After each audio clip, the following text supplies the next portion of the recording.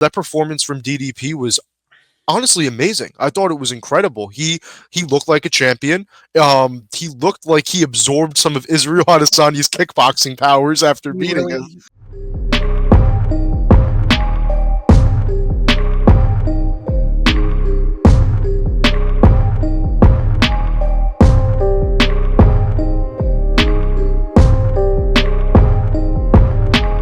Hello, everyone. Welcome back to episode 114 of the MMA Outsiders. I'm your host, Patrick Danna, a Combat Sports UK journalist, and this is Zain Bando, an MMA knockout writer. We will be covering a lot of different topics today. We just had the Super Bowl, which we won't really be covering here, but that was a pretty big thing that happened yesterday. And we're going to be going over UFC 312, some big fights this weekend, some big title fights, a lot of action. So going to be getting into that. Make sure you follow us on YouTube at Empty the Bench Podcast Network, and make sure you get to check us out on Spotify, Acast, Apple Podcasts, wherever you get your podcasts from. Make sure you check us out on there for the audio version of the show. We always, keep those updated. So video on YouTube, audio on wherever your audio platforms are. And we also have a beautiful partnership with Playback that we are able to live stream different sport games on. We do a lot of stuff with the NBA and NFL, but we're hopefully going to be getting into some more MMA stuff soon. And so we are presented by Playback. Watching sports is more fun with others, but we spend too much of our time alone. Playback is a virtual space where communities can stream live sports together with everyone perfectly synced up. Creators can hop on stage, deliver their own play-by-play analysis and commentary, and invite viewers up for some Q&As. Playback makes watching sports fully interactive and a social experience, from playing fantasy sports, repping your favorite players and teams, and watching with the commentators and communities you care about. Win or lose, sports are best enjoyed together. Join our community by going to playback.tv/ETB network to find out more about our live stream schedule. And Zen, what do we got in store today? Tell me. Yeah, so we have a lot going on, just in regards to topics and things to talk about. So I guess to kind of go over the scope of what we're going to be discussing today, we're gonna be kind of going into an overarching point of view, if you will. We're gonna go over UFC 312 a little bit. We're gonna go over some news and notes outside of the octagon, if you will. We're also gonna preview some fights that are happening back stateside, and we're also going to get into the nuts and bolts of some other things that we really didn't get a chance to talk about last week. So overall, I think it should be a pretty solid show. So let's get right into it now. Let's start with the main event, UFC 312 middleweight title fight that took place in Sydney, Australia this past weekend. Dricus du Plessis rematches Sean Strickland. It's done across 5 rounds, winning a pretty relatively one-sided unanimous decision as DDP broke Sean Strickland's nose in round 4. Overall, not a very competitive fight, a lot less competitive than the first one. Just my quick 2 cents on this. This is the best display of pure boxing I've ever seen DDP come up with inside the octagon. It looked like he was able to do to Strickland whatever he wanted to do, and it's very clear to me that right now, sitting here right now, obviously, Dricus du Plessis will more than likely have the Hamza Chimaev fight coming up here shortly, but he definitely needs other challengers at middleweight to compete against, because if the UFC doesn't get some newer blood in there soon, it's going to be a round robin of rematches and fights against guys who have already gotten previous title shots in previous years. And as someone who likes a sport, who likes a version of MMA rather, where the matchups are newer, fresher, are kind of keen to the eye, if you will, for someone who likes to stay up to date with the landscape. I think that's the point that the middleweight division is currently in. But overall, a very, very impressive performance by DDP. His second successful title defense since taking the belt from Strickland last January in Canada. Arguably a lot better of a performance than the first one. So overall, I was very, very impressed. Strickland even admitted that he kind of got his butt kicked in there, which he certainly did. And I'm going to say this was one of those fights where I think the fight leading up to the hype leading up to the fight rather was better than the actual fight itself. But nonetheless, Dricus du Plessis remains the UFC middleweight champion. What did you think of the fight? Well, I think Dana put it really well after the fight. Dricus did to Sean what Sean's so good at doing to other people. He shut him out. His kicking game was just incredible. I mean, those left high kicks he was firing off the entire fight to the body as well, but those high kicks especially, you could tell they really started to get Strickland to react. He really started to get scared of that left high kick because it was landing and he wasn't able to time it properly. No, And he I wasn't. mean, Dricus was just I mean, it was probably the most technical performance we've seen from him in the UFC. For sure.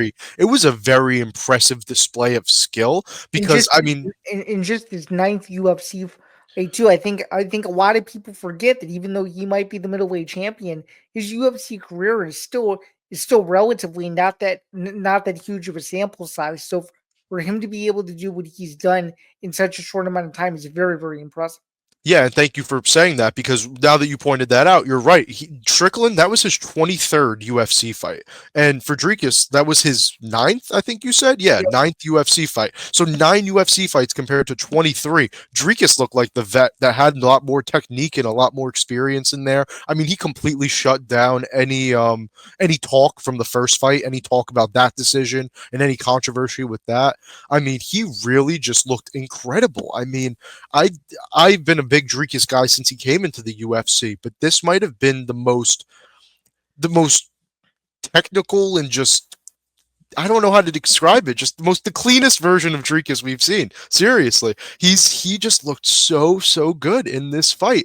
I mean, Strickland just dominated guys like Imavov, Paulo Costa, and this is now Dricus beating that same Sean Strickland bad over the course of 5 rounds, and he did it without wrestling. That was the big part because a lot of people thought he was going to need to wrestle to win in this fight. He didn't wrestle at all. He basically accepted Strickland's challenge that he said he wasn't going to he and really stood did. on the feet with him for 5 rounds and gave it to him for all 5 of those rounds. He really did. Even in the one round that I thought was the closest, which was round 3 in my opinion, Dricus landed the two biggest strikes of the round, the spinning back fist and the spinning elbow. He both landed in that third round, which was the only round I think that Strickland actually outstruck him.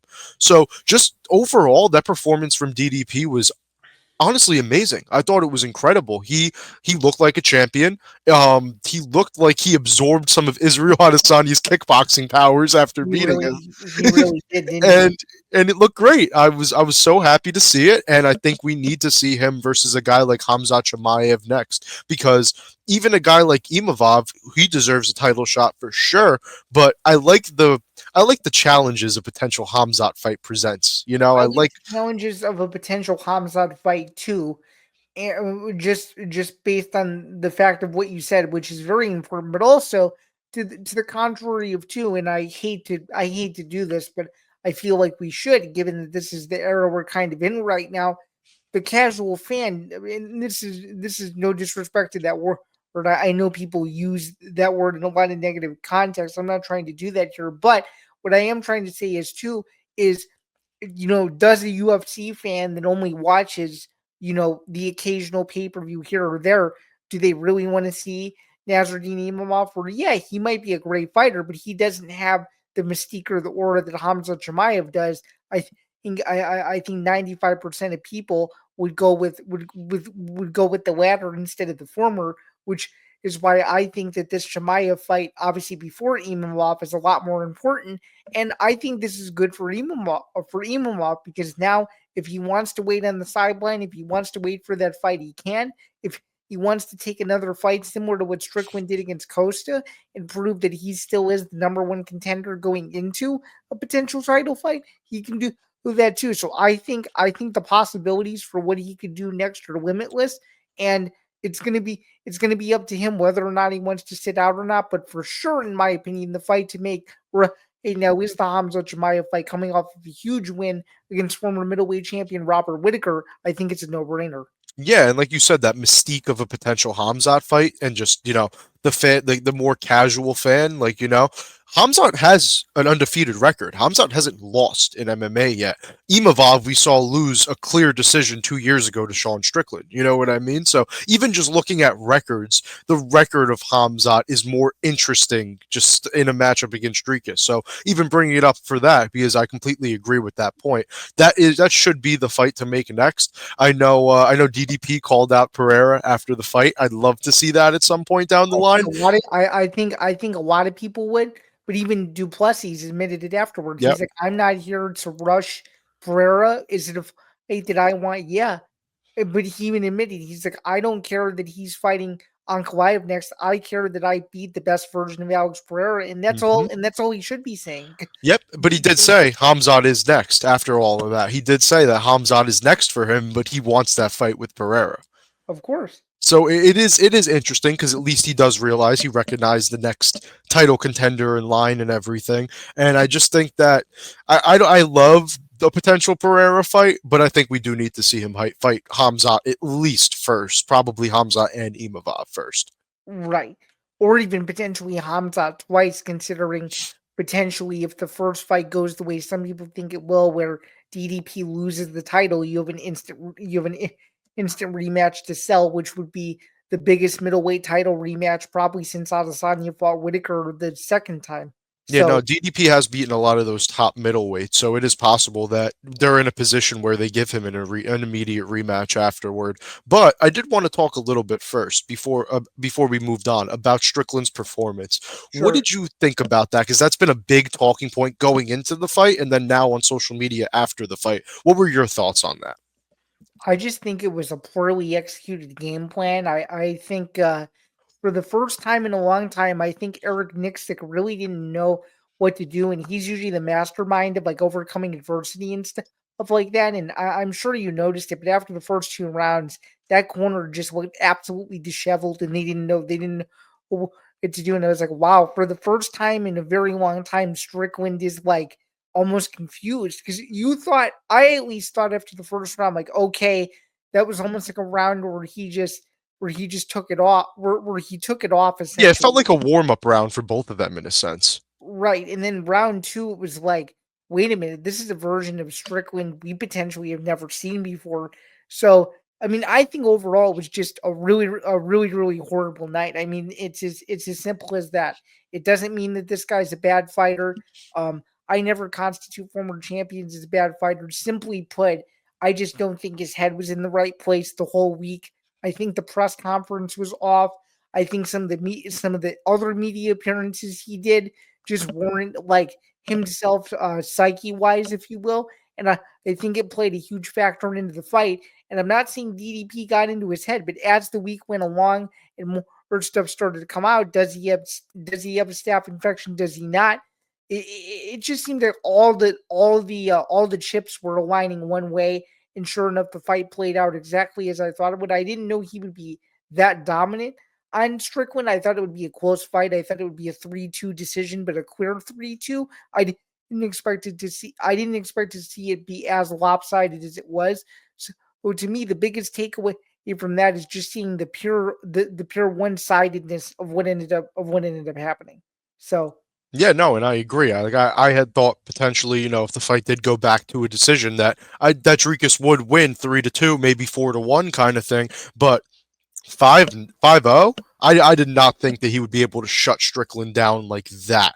Like that was very crazy. And I do think that the staff thing might have had something to do with it, to be honest, because Strickland's probably not going to say anything about it, right? no, He's kind of too much of a tough guy to actually make excuses like that and stuff, which I love him for. There is no excuse if he continued with the fight and didn't pull out. He really can't make that excuse. But at the right. same time, I do think the staff or potential staff, whatever that was, I do think it hindered his performance slightly. And it's hard to I say do. it didn't because he did not look like himself at all. No, Not to no, say he no. would have won, but he just never got in his zone. I mean, and just also like those first two rounds, just the jabs and the and the teeps and the jabs and the teeps. Like he didn't do anything. He wasn't throwing hooks. He wasn't Right. throwing uppercuts. He wasn't throwing overhands. He was And that literally just he throwing wasn't jabs and teeps. he wasn't doing the thing that he does where he almost mocks the fighter into Mhm. coming towards him before he started striking. He wasn't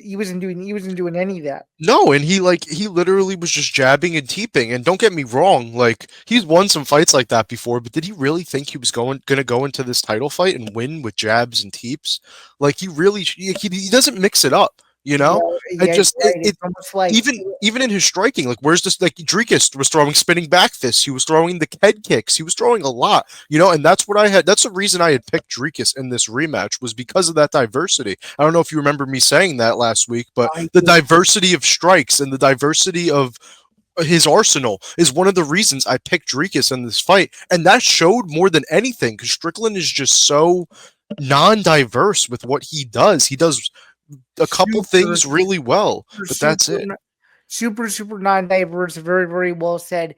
And Yeah, just one other piggyback point. This is one of these fights where Strickland is going to have to take a considerable amount of time off and figure out what he really wants to do I because agree. at this point in the current status of the middleweight division, he might potentially either A, not be getting a title shot for several years, to potentially not getting a title shot ever again, is because of how lucrative the division might end up becoming in the next year. So just So, just a quick question before we wrap up this topic, because this was something that was brought up by a friend right after the fight, and I wanted to ask what you thought. okay, Would you pick Imavov over Strickland right now if they were to book that rematch? probably I because think a lot of people would. Probably because Strickland has now faltered in 2 out of his last 3 fights. I know, and I feel like a lot of people would, and it's like that fight happened 2 years ago, and Strickland won fairly easily. He didn't need to do a lot to win that fight. So it's interesting now to see that like other people are starting to maybe catch up, and they won't fall for his game. And it's an interesting question. It's an interesting thought. Is Strickland kind of getting passed up on by guys who continue to add things to their arsenal? You know? It sure is. And speaking of that, I was one of those people that was a non-believer in Imamov going into the Cannonier fight, and he finishes Cannonier. And I still wasn't sure, even after the Cannonier win, how I felt about Imamov. And then Imamov goes and does what he does to Israel Adesanya. I'm like, oh, okay, maybe maybe I did underestimate this guy a little bit. And seeing what we saw this past weekend, I think Imamov has himself in the perfect position to essentially do whatever he wants from a number one contender standpoint. Guaranteed, his next fight is either going to be another 5-round main event or another title shot, depending on what he and or the UFC decides to do. Because as I alluded to at the very beginning of the segment, Imamov can literally choose to do whatever he wants. He can choose to sit out the remainder of the year or however much longer he wants to, or he could say, "Yeah, I want to take another fight to prove that I still belong as the number one contender." And I think if he does either, nobody will be upset about it. No, So and they should be marketing him as the biggest star in French MMA right now because he is, in my opinion. Gon's coming off a very controversial win that I don't think anyone thought he got the win in. I mean, BSD is kind of on, a little bit of the losing streak right now and just hasn't been looking great. Like, I think really, like, it's Imavov and it's Manon Fiorot as the stars of French MMA right now. And I think they should be marketed as such. I agree. And I guess that leads to a perfect segue because speaking of Farrow, her potential future opponent, Wei Zhang just defended her UFC strawweight title with a very dominant win against previously undefeated Tatiana Suarez. And I'm just going to say this. I knew going in that Vegas had this wrong. Oh, I yeah. didn't know how wrong Vegas was until I watched this because, wow, this was a pure domination that I don't think we've seen from Zhang potentially ever in her entitled or potentially ever in her entire title reign. Um, either either this title reign or her title reign from a couple years ago. This to me was, I think, the most dominant performance of her career, and it wasn't even close. So I do think the Lemos fight was a little bit more dominant. I do. I think she beat Amanda Lemos up pretty bad, but this was definitely up there with one of the more dominant performances of her career. I mean, she shut Tatiana down yeah, I completely. was more just saying that because of recency bias, number one and number two, because I haven't watched the Lemos fight since it happened. So Yeah, no, I just remember her beating on Lemos that entire fight. I was there for it, so I kind of, I have the memory of just like falling asleep while she was kind of just all over Lemos and just, yeah, no, fair enough. it was not a fun fight because Lemos just got whooped the entire time.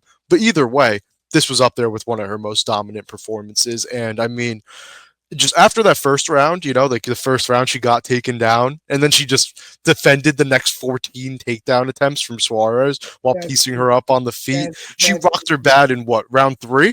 Was it yeah. round three? She got the big moment where she wobbled Suarez and it looked like she might have been on the ropes. I mean, just what a performance from Weili. I mean, seriously, Tatiana. A lot of people are. I don't like the way a lot of people are reacting to this with Tatiana because they're saying, "Oh, she was the female Khabib. Oh, she was this, she was that." And I'm like, "Listen, that was like 4 years ago. Like Yeah, well, you guys got to remember this is what people were calling her years ago before and she had all these and you also have injuries." to remember too, the former champions that she beat, a few of them, at least two of them, were past their prime, and Mhm. another one, now a former champion in Alexa Grasso. No one knew how good Grasso was going to be yet. Yeah. So But even then, I think those wins were incredible. I do think no, no, right, Tatiana would right. have won the belt like 4 years ago, but this was a completely different conversation. I just don't like how people are reacting to acting like Tatiana was like, in her prime, I guess you could say. It's definitely not her prime. No, Um, she's not, and I think those long injury layoffs have something to do with oh it. yeah, for sure. I really do. For sure. I saw some reactions to this fight and it just threw me back because I was like, really? Come on. Like people are just talking to talk. Like I really didn't understand it. But also, you're completely right. I don't know what Vegas was thinking with Tatiana being the favorite. Potentially, I also, this is just a guess. I don't know because I'm not a betting insider with anything. So what I'm about to say might mean nothing at all. But potentially, what Vegas thought was, oh, it's been 8 months since Whaley's fought. Is there somehow, some way, quote unquote, ring rust? But you could say the same thing about Suarez, considering she hadn't fought in a long time either. So to even to me, what doesn't make sense is when the champion isn't getting the respect that the champion deserves. That's exactly what Vegas did, and they paid for it because of it. yeah, So no, and I think I if this just fight don't. happened like 2 years ago, Yeah, and another thing that I just don't understand is how can you pick against the champion where all she's done in this title reign is with nothing but dominant in every single fight versus somebody else who was clearly inactive for over 2 years. yeah, Uh, no, in full discrepancy, I picked Suarez on our picks tracker, right? But that's because there's no betting odds attached to it. Like if there were betting odds attached to it, I would have picked Wei Lee as an underdog. You know what I mean? Like that those odds made no sense to me whatsoever. I kept calling them out for it the entire week, and it just made no sense to me how you could have had Tatiana Suarez as the favorite in this fight. I agree with you. So I mean, with that being said, there's a lot of speculation as to who we could fight next.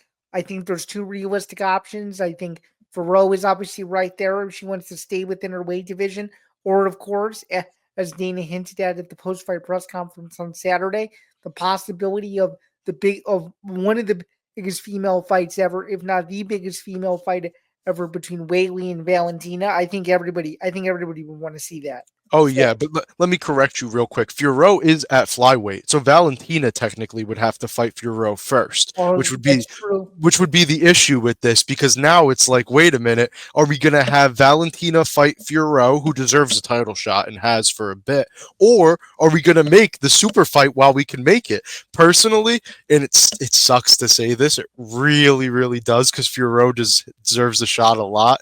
I think they got to make Weili Valentina while they can. We got to see this fight while we can. I think it's I perfect think they timing. got to do it. I think they got to do it too Hmm. because, and I hate to make this comparison, but I'm about to do it. This is almost like them slipping away the Anderson Silva George St. Pierre fight, but the female over version of it, and this is their chance over a decade later, in my opinion, to rewrite a wrong. That's I what I completely no, I completely agree. I mean, I don't know how the UFC would live with themselves if they let this fight slip through the cracks because Weili Valentina is has potential to be the biggest women's fight ever. I think it Listen, you could do that fight anywhere in the world, and I think people would show up for it. I don't want to say it'd be the biggest ever because Nunez Cyborg was really massive when it happened. That Well, was really really big. So I don't want to say it'd be the biggest ever, but I it's think it'd one be of one of the. those I think too. it'd be one of the three biggest ever for sure. And I think if you have the chance to do that, you just kind of gotta roll with it. For sure. So I get that actually leads into a perfect segue. Do you think the UFC pulls the trigger and it actually does it, or do you think they go with a conservative approach and give Ferrell the long-awaited title shot that people have been waiting to see? I I think the UFC will do it. I think the UFC will do it. I think it's time. I think they know it's time. Both of these girls are getting towards the end of their career, but both of them are still enough in their prime where they're still competing at the highest level. I think if you don't do it now, one of them will probably fall off just due to age and we won't be able to see it ever. So just to prevent that, I think they really do want to see this fight happen. Right, and very, very similarly too. And I know the example I'm about to use, people are gonna be like, "Oh, damn, this fuck, it did happen," but this would almost be like what Chuck Liddell versus Wanderlei Silva should have been in like the mid 2000s, where they ended up waiting too long and neither of them were champions and the fight didn't matter. They don't want that to turn into that situation again. And I think they've realized from other past instances where they passed on fights like this, where they can't do, where they just simply can't afford to just lucratively and fans wise as in this fight. So yeah, I 100% agree with you. Yeah, and we also had some pretty big performances on this card as well. We had Taliesin Teixeira just kind of running through Justin Hoffa. I really don't even know what happened. It was literally like he just pushed him up against the cage, threw a knee, threw an elbow, and the fight was over. It was Yeah. pretty crazy. Taliesin Teixeira is absolutely massive. That guy is like a super heavyweight hidden in a heavyweight's body. I mean, I don't know. I think he's like 6'8" or something. I don't know. He's some crazy height. He's a massive human being. And his Dana White Contender Series fight left a lot to be desired, but it was really nice to see him pick up a massive win in a marquee spot on a pay per view in his UFC debut. I could very well see him getting a top 15 test next, only because the heavyweight division is so thin right now. I went through the numbers, and there's only 33 currently signed fighters on the UFC's heavyweight roster. If Taliesin Teixeira just beat a guy that was top 30, he could get a top 15 fight next. So it's very Yeah. possible. And by the way, you were just asking about his height. It's Hmm. 6'7". 6'7", so he's 6'7", but massive human being. And then Quillen Salkilled, another Dana White Contender Series guy from this past year. Come on, I mean, you couldn't ask for a better debut than that over Anshul Jubilee. Just a 19-second knockout, one hitter quitter. Just that fight was just in the blink of an eye. Basically, I thought it was going to go to a decision. I couldn't be more wrong, but I did like Salkilled a lot on the Contender Series. He's one of my more favorite lightweight prospects we have right now. So it's really cool to see him pick up such an incredible win like that in his debut, especially in front of his home crowd. And then just little clap of the hands for Gabriel Santos. Started off his UFC career 0-2, but showed so much skill even in those two losses. A lot of people were saying he was the best 0-2 fighter in the UFC at the time, and then now he's on a two-fight winning streak, picks up a massive win, massive finish over Jack Jenkins. So that was incredible because Jack Jenkins is a good fighter. I did want to say prayers out to Jack Jenkins. Apparently, he was hospitalized with a internal injury after UFC 312. Something apparently happened with his chest, or I don't know the full details, but That's just awful. prayers out for Jack Jenkins because I Sure. I don't want anything bad to happen to him. He's an amazing person, amazing fighter, and that will definitely suck to hear. But congrats to Gabriel Santos for picking up back-to-back UFC wins now and showing us what he really should have been from his UFC debut. I mean, I thought he won his debut against Lerone Murphy. I know a lot of people did as well, but then he gets knocked out in his next fight. It was a really hard first two UFC fights, and now he's finally showing us what we knew he could be. So I'm very happy with him and very interested to see where his career goes at this point because I think he could be a guy that sneaks into the top 15. For sure. I think this was overall a good roundup on UFC 312. I know there's been a lot of criticism online, but let's give this thing a grade on a scale from a 1 to a 10. Where would you rate it? I would give it about a 5.5. I think I could have. seeing a little bit more to be desired. I do think the co-main and main event were decent enough for me to give this like a 50% grade. Before we move on, how do you have it? It's a good question, honestly. I can't give it a high grade. I mean, there were way too many just fights, I guess, you know? I'd probably say like a 6.5, something along those lines because, I am a big Drekis guy, so it was great to see him kind of shut Strickland out. But other than that, and other than the three guys mentioned here, there wasn't too much to be crazy hyped about on the card. So yeah, I'd say like a 6 or so. For sure. And let's run through this really quickly. We had a new fight addition into the UFC Hall of Fame fight wing, UFC 236 from April of 2019. Israel Adesanya versus Kelvin Gastelum for the then interim UFC middleweight title. Good to see this fight finally go in. It was a big surprise to me. I'm sure it was a big surprise to you. I didn't have an inkling that they were going to do any sort of Hall of Fame announcement, but it made sense considering that they had done one on UFC 311. So, of course, to keep the train rolling in Q1, they had to do one on UFC 312. I'm pretty sure I could be wrong, so please correct me. But this fight took place still when you were first getting into the sport. So, do you just have any potential quick thoughts in this one? Because overall, this fight was a bore to me. I do remember watching it, and I do remember being very impressed with how awesome this fight was. But do you have any lasting memories or just or just comments on just overall what this fight meant for both guys, just how differently both guys' careers went, and just anything else that you'd like to add just in regards to this fight before we move on and talk about some other stuff? Well, this was a massive stepping stone for Adesanya at the time. I remember how hyped he was as a prospect, and then he was finally fighting in the interim title fight. So I thought it was massive, and I mean, just the fight itself was just a brawl. I mean, they were going at it. I mean, that fifth round was obviously one of the most iconic fifth rounds in UFC history, with Adesanya kind of just shutting it out after a 2-2 fight. This fight actually happened on my birthday a couple years back, so I don't know if I was necessarily watching it at the time, but I definitely caught up with the highlights and everything, and I've watched it again since. And no, I mean, this was an incredible fight. Uh, I'm happy it got in because it probably was one of the better not better events, better fights of the past couple years. But it was a better moment for Israel Adesanya, especially after everything that's happened. That's kind of what made me happy about it, with the way Izzy's career has been going lately. To Right. honor him in Australia by putting this fight in the Hall of Fame, that's what really made me happy about this. I didn't know if this fight necessarily needed to be in the Hall of Fame, but just the timing of everything and just it being in Australia, I was very happy that they did add it when they did. Yeah, the timing of this couldn't have been more poetic, I Hmm. guess. And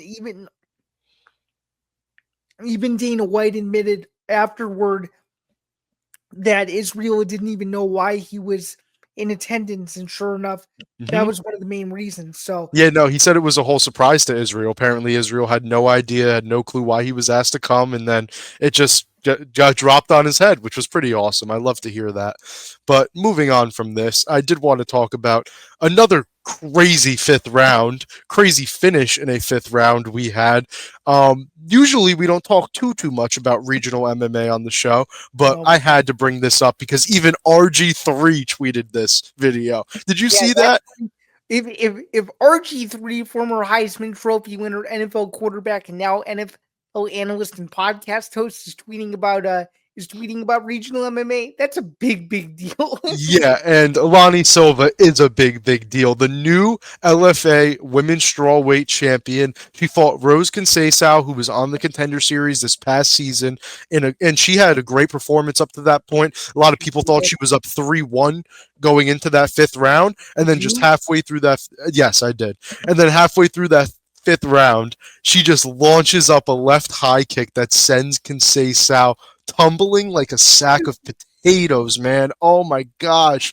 Lany Silva, what an incredible knockout win. That is how you stamp your spot to the UFC. I don't care about anything. She should be in the UFC within the next 3 months or so, Well said. maximum. Well said. And it was very cool to see because, of course, I have to throw this in there. It was very cool to see it get direct comparisons to Valentina Shevchenko versus Jessica Ai because you may or may not know this. So I'm going to tell you right now, I was at that one, and to be honest with you, it's one of the most brutal knockouts I've ever seen in person. So I cannot imagine what people were feeling like or reacting to if you were in the building that night to watch that one. That's one of the most brutal knockouts in MMA period, regardless of promotion this year.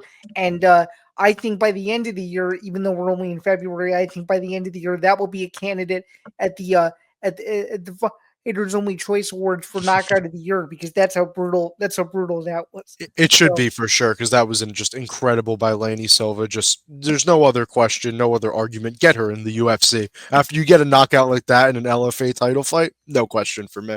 for sure. All right, let's move on to some fight announcements. Now we got 2 UFC Fight Night announcements. Let's start here at the Apex. Mandel Kopp is a new opponent. What do you think? I mean, Asu Almabayev, this is the craziest thing about this from me, Zan.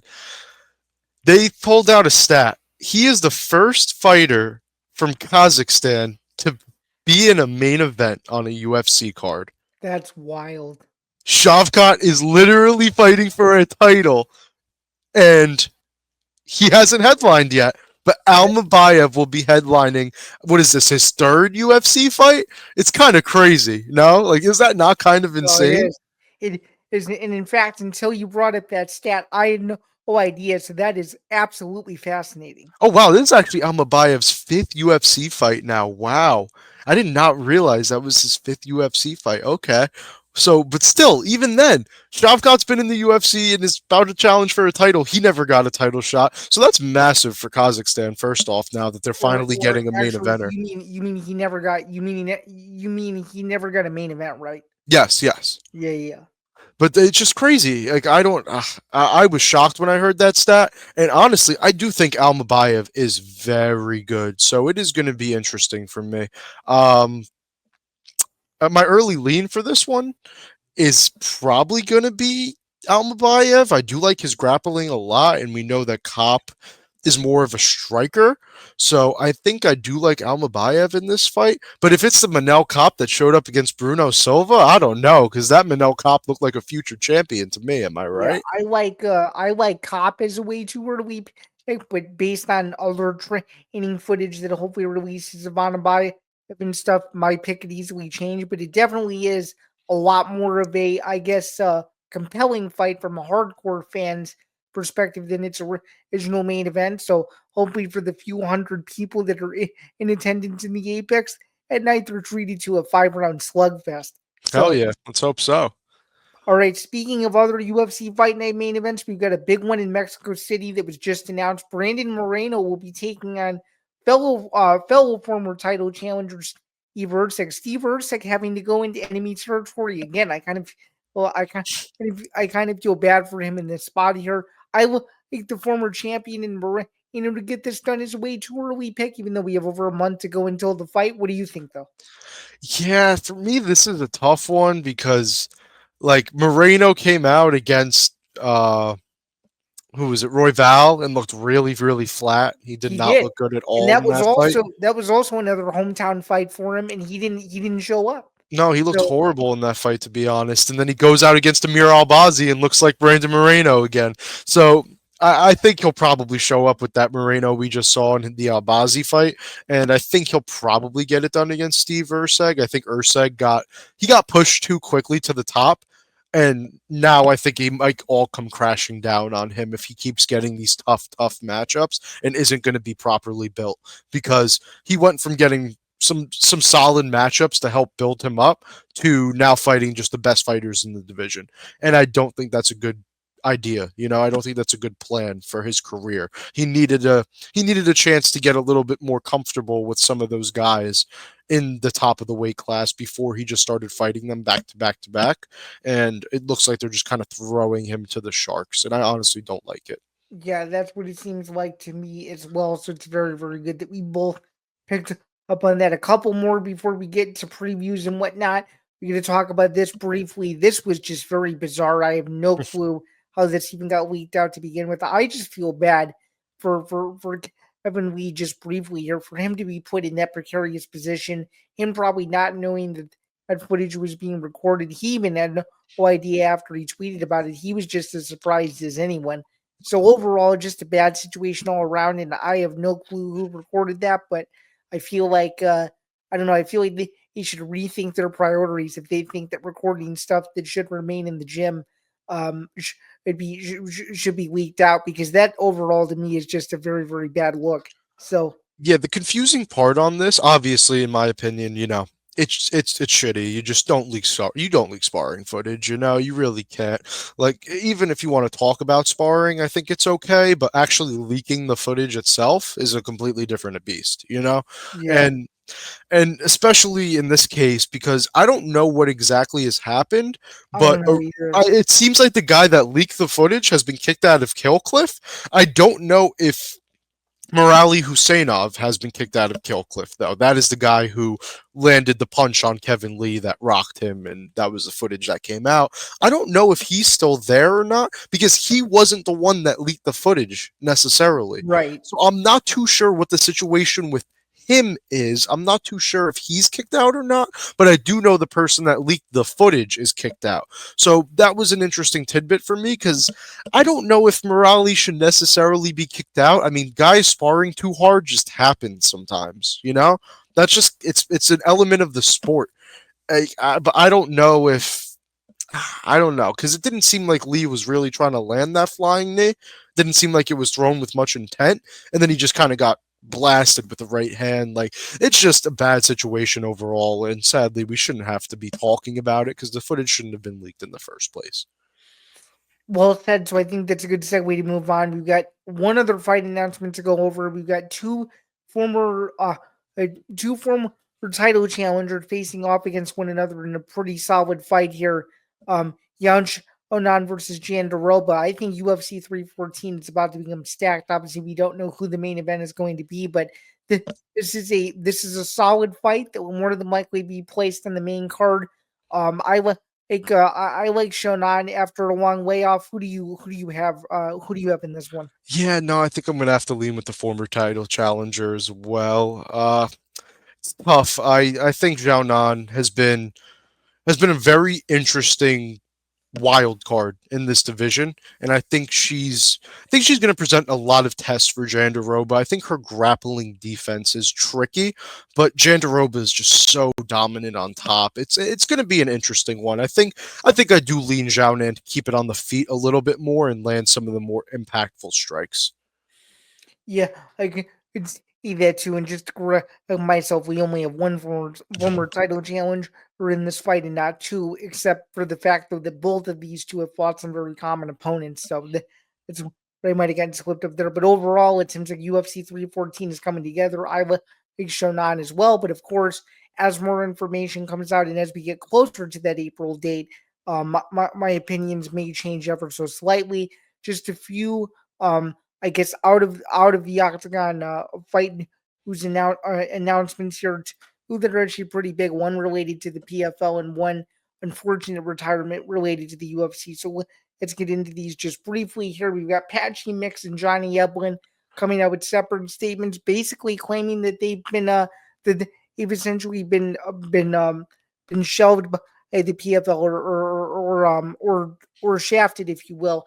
And to me, when this came out, obviously it's very, very disappointing. Both of these guys are very, very good fighters in their own respects. And to me, but I'm just going to keep it simple: leaving the best fighters in the world, or at least the best fighters in your promotion, out on the shelf when all they've been doing is just looking for ways to compete and looking for ways to support themselves. Just overall, a very, very bad look. And I just think Mhm. overall, and this is where my buck kind of stops a little bit. If you're not transparent as to why these fighters are even or even fighting, don't go out and make canned statements that it has nothing to do with what the fighters are talking about, because there's got to be some sort of direct correlation.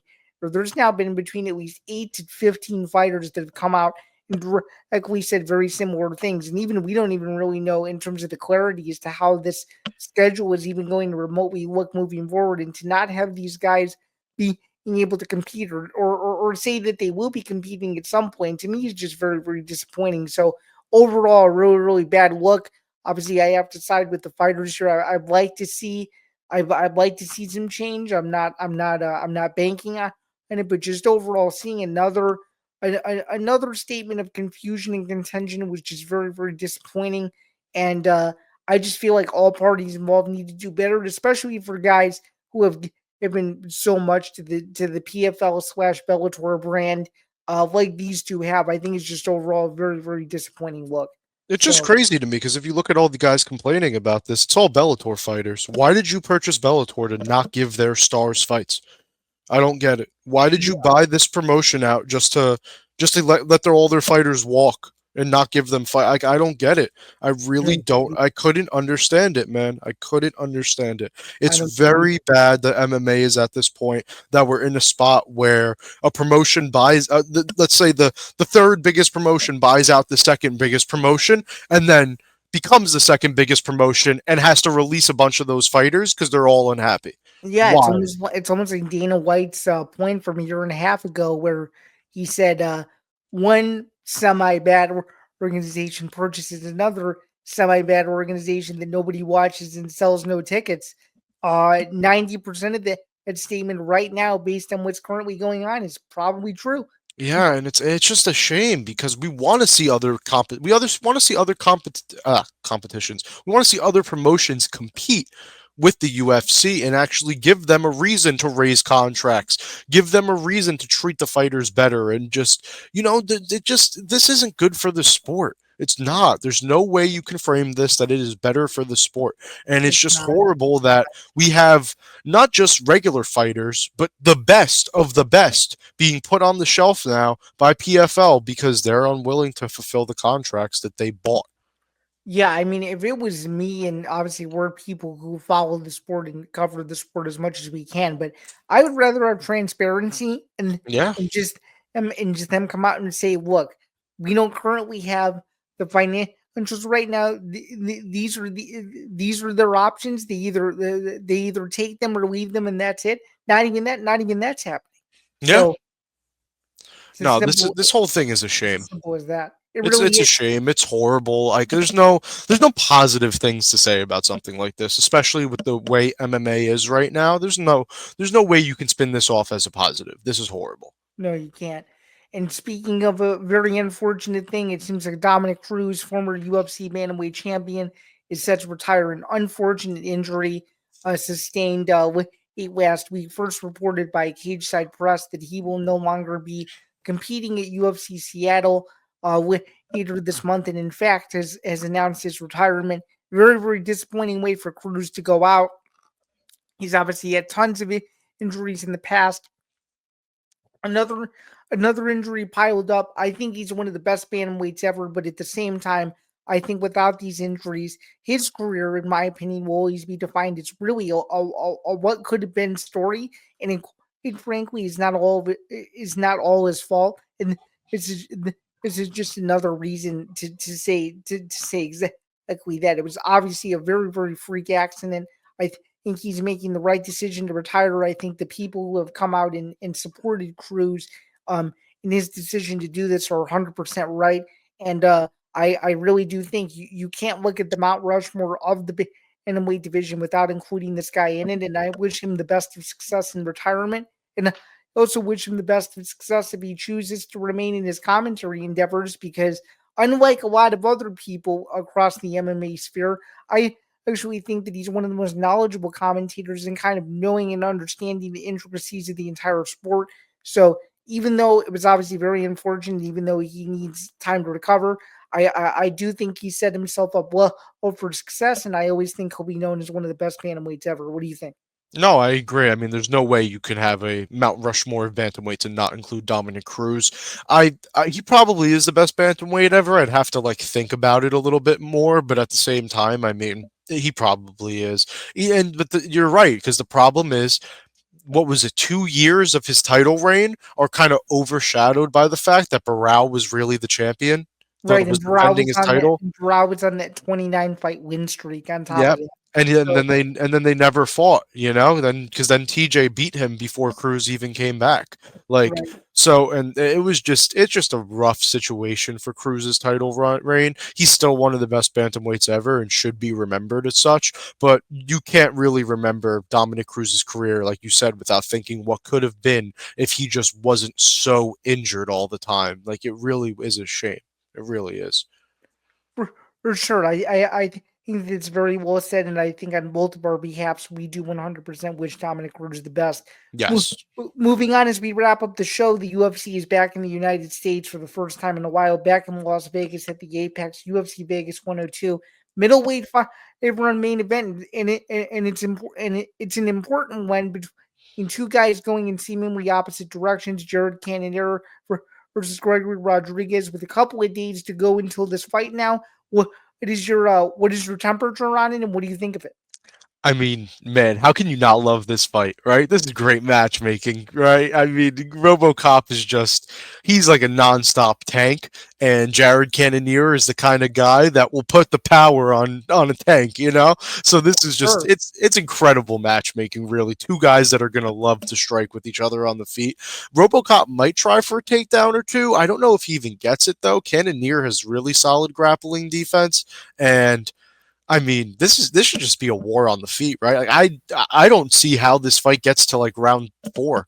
You know, I don't I feel either. like I this think has to be that finished in the first 3 rounds. I don't think so either. I think this is going to be an absolute slugfest, and I think, and I know you just alluded to it because you like RoboCop and I do too. But I think there's more pressure on Cannonier to win in this fight than Rodriguez, considering that Rodriguez is on the current winning streak right now. So I'm going to take Jared Cannonier to actually win in a huge must in situation to stay in that kind of wild card echelon of potential middleweight title challengers moving forward in 2025 in a very, very back and forth fight. And you even you even admitted to it that you don't think this fight gets past the third or fourth round. So I'm going to go bold and say that Cannonier finishes them in the second after being rocked in the first. What do you think? It's an incredible prediction because it's my prediction as well. I do think Jared Cannonier will find a finish over RoboCop in That's round 2. awesome. I do like I the thing is I'm actually more confident that this fight finishes in round 2 or 3 than I am in picking a winner in this fight because I really just think this fight is going to end in those first 3 rounds no matter what. I do want to say it'll be Cannonier though. We've seen RoboCop get cracked before a couple times in the past. Get on DWCS he got cracked against Jordan Williams, and then again he got cracked against Bruno Ferreira in his last Right. loss. So Cannonier, we have seen his chin start to go a little bit within his last 2 fights, but we know he has power and we know he's a beast. And He for sure the does. most part, the guys he's fighting are eh, I don't want to say better, but I do want to say maybe a bit more well-rounded than RoboCop. He's kind of just a little bit of an apex king, given that the vast majority of his career has taken place inside that building. So in terms of a familiarity standpoint, this is like easy for him. So Yeah. No, I will say the one thing I will say though is Cannonier is 40 going into this fight. So that age does scare me a bit. I might end up flipping my pick to RoboCop by the time the fight comes, but honestly, one of these guys is getting put out in round 2 and for now, I believe RoboCop will be going out and that Jared Cannonier will be getting his hand raised, but that could very well change. I don't know because this one is just a war, right? That's what it should be. This should just be an absolute war of 2 guys that can crack throwing punches on the feet. what was it's just a quick programming note. We got an earlier start for UFC Vegas 102. We got a 4 Eastern, 1 p.m. Pacific prelim start, followed by the main card at 7 Eastern, 4 p.m. Pacific, exclusively on ESPN Plus. The UFC 10-week streak of consecutive events continues, and it's only going to get busier from here. But that's going to do it for episode 114 of the MMA Outsiders. He's Pat, I'm Zan, and just before we get out of here as we like to do when we wrap up. Just as a quick reminder that the MMA Outsiders is presented by Playback, and of course, you can listen to the MMA Outsiders wherever you get your podcasts, whether that's Spotify, Apple Podcasts, Acast, and so much more. And of course, you can check out all the stuff on the video only site. That's youtube.com/EGP Network. So until next week, we hope you have a great rest of your week. We hope you enjoy UFC Vegas 102 if you plan to watch it. And until then, we will see you guys soon. Have a We will good see one. you guys soon. Have a good one.